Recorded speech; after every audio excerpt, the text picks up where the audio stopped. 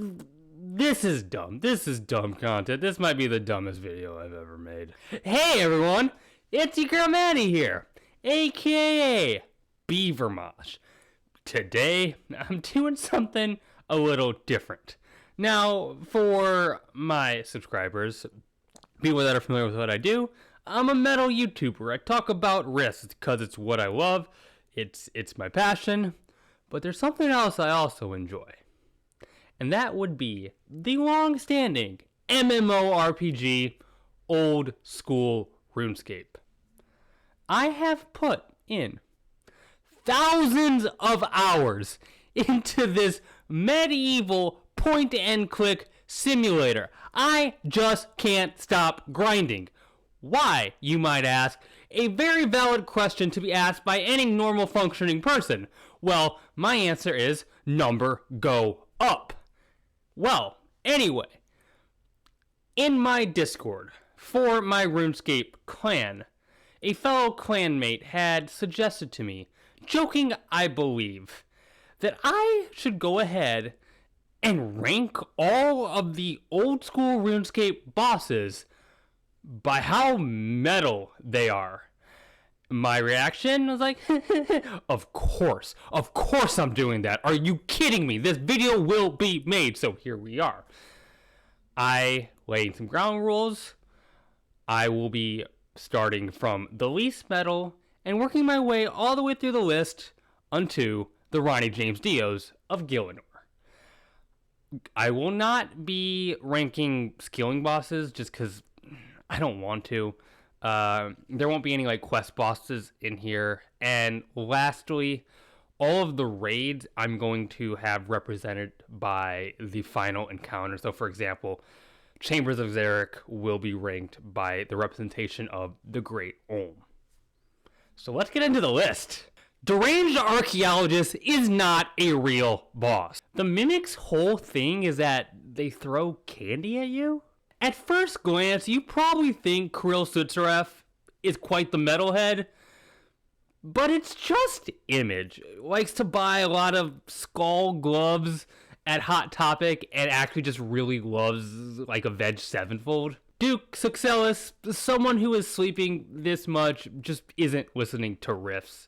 That's kind of obvious. Hespori is clearly more into like Tangerine Dream and other esoteric ambient stuff. Jad is a poser.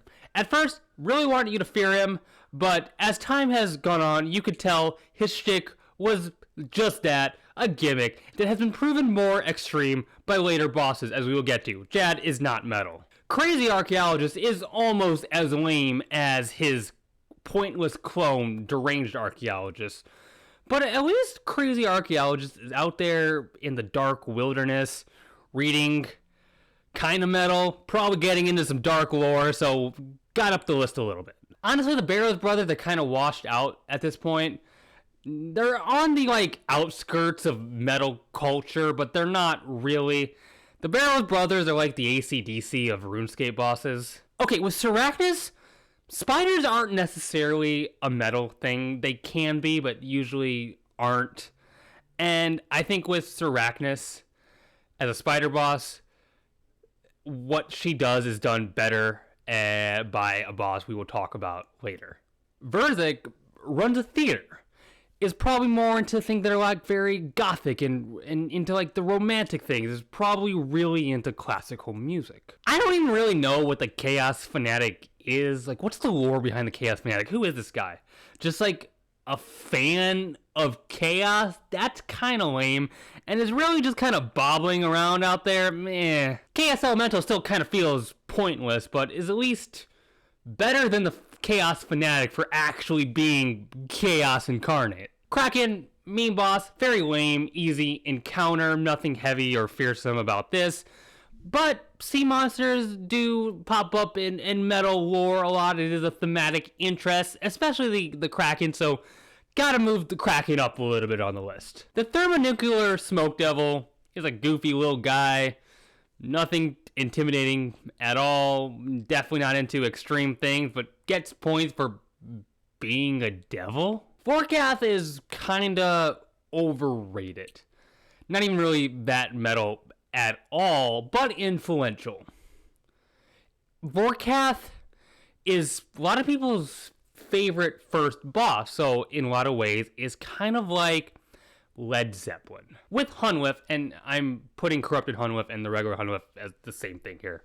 Hunwith and really everything Prif related feels more jazzy than anything riff-oriented. Bryafita is really obsessed with the Ocarina of Time soundtrack. Callisto, I don't know, compared to the other main wilderness bosses, just doesn't strike me as being that metal as compared to, say, Vedion or Vetenatus. Vardovis is just really into industrial music, is obsessed with Nine Inch Nails, but there might be some crossover with the metalheads. I could see Vardovis getting really into Godflesh or some Ministry. The Dagannoth Kings are definitely doing their thing deep out in the cavern. At least they really get down to a Slayer track when they hear it. The Kalphite Queen is a legend, a feared grind for many. Everyone needs that head for their achievement diary. For some, it is a very annoying encounter. Those people are wrong. Anyway, a giant bug doesn't necessarily exude metalness, but it can. And I think I can get some pushback there. So, kind of putting her right in the middle of the list. I have this feeling, and I could be wrong, the Whisperer could very well be into some very kick-ass, like, prog metal. But I really more get the sense that the Whisperer is just way too highbrow for any guitar music. The Alchemical Hydra is at least really good at Guitar Hero 3 and does enjoy the metal tracks. Phantom Muspa definitely is into dungeon synth, and there's probably some parallels, but not necessarily into the guitar stuff. Corporeal Beast, Spook Dog, is really into the classics, mainly like dad rock stuff like Rolling Stones, and doesn't go too much beyond that. But there's probably some Black Sabbath in there as well. Nex loves Symphony X and Dream Theater, but like only those two bands. She doesn't listen to anything else except Symphony X and Dream Theater. Kriara is a metalhead that doesn't make it his entire identity. I don't know how he does that. Scorpia really gets down to the music, but doesn't really know that many bands, and is totally okay with that.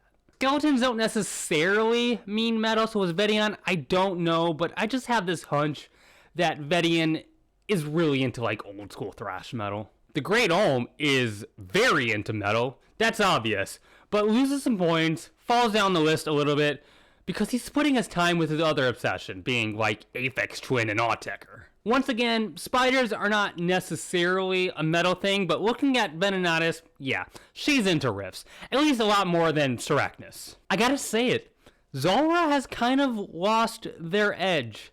Zulrah is like Load era Metallica. But we don't forget the great past. Abyssal Sire plays the Power Slave solo at Guitar Center every Thursday. Commander Ziliana has an encyclopedic knowledge of European power metal. Just look at that color scheme, that hair, that armor. Should be a Hammerfall cover, honestly. General Garter hasn't necessarily shown that much. Doesn't talk about his music that much. Doesn't even really wear band shirts. But you can just look at him and know, you just know that there's a metalhead in there. Obor just wants to crush things. Wants to hit things with his club, is definitely the drummer in a sludge band, and can probably outdrink you. Skotizo is all about darkness, can't stop talking about it, won't shut up about how evil he is, owns multiple leather jackets. Skotizo's in the know. Look at Leviathan's eyes. That mouth.